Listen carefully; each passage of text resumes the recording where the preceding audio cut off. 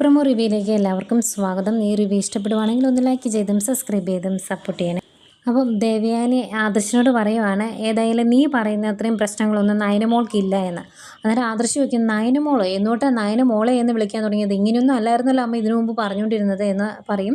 അന്നേരം ദേവയാനി പെട്ടെന്ന് ആ കാര്യം ഓർക്കാതെ പറഞ്ഞതാണ്. എന്നിട്ട് ദേവയാനി പെട്ടെന്ന് പറയാണ്, ഓ ഞാനിപ്പം നയനമോളെ എന്ന് വിളിച്ചതാണോ നിനക്ക് പ്രശ്നം? ഏതായാലും നിന്നേക്കാൾ ഇളയതല്ലേ അവള് എന്ന് ചോദിക്കുവാണ്. എന്നിട്ട് ദേവയാനി സീരിയസ് ആയിട്ട് ചോദിക്കുവാണ്, ആദർശ് നിൻ്റെ തീരുമാനം എന്താ? അവളെ ഇങ്ങോട്ട് കൂട്ടിക്കൊണ്ട് വരണുണ്ടോ എന്നുള്ള രീതിയിൽ ചോദിക്കുവാണ്. അന്നേരം ആദർശ് പറയുന്നുണ്ട്, എൻ്റെ തീരുമാനം ഞാൻ അറിയിച്ചേക്കാം. ഞാൻ ഇവിടുന്ന് പോയി ആദ്യം കാണാൻ പോകുന്നത് ഒരു അഡ്വക്കേറ്റിനെയാണ്. എന്നിട്ട് അവൾക്ക് ഡിവോഴ്സ് നോട്ടീസ് അയക്കാൻ തീരുമാനിച്ചു. അല്ലാതെ അവളെ ഇനി കൂടെ താമസിപ്പിക്കാൻ ഉദ്ദേശിച്ചിട്ടില്ല എന്ന് ആദർശ് പറയുന്നു. അത് കേൾക്കുന്നത് ദേവയാനിക്ക് ആകെ സങ്കടമാകുന്നുണ്ട്. ഈ സമയമല്ല ഇതെല്ലാം ഓർത്ത് ആകെപ്പാടെ സങ്കടപ്പെട്ട് കരഞ്ഞിരിക്കുന്ന നയനയെ കാണിക്കുന്നുണ്ട് കേട്ടോ. ശരിക്കും നയന കരയേണ്ട കാര്യമൊന്നുമില്ല. നയനയ്ക്ക് സുഖമായിട്ട് സ്വന്തം കാലിൽ നിൽക്കാൻ പറ്റുന്ന സാഹചര്യങ്ങളുണ്ട്. ഒന്ന് ബോൾഡായിട്ട് നിന്നൊക്കെ കാണിക്കുവാണെങ്കിൽ കുഴപ്പമില്ല. ഇന്ന് ആകെപ്പാടെ സങ്കടപ്പെട്ടിരുന്ന കരച്ചിലാണ്.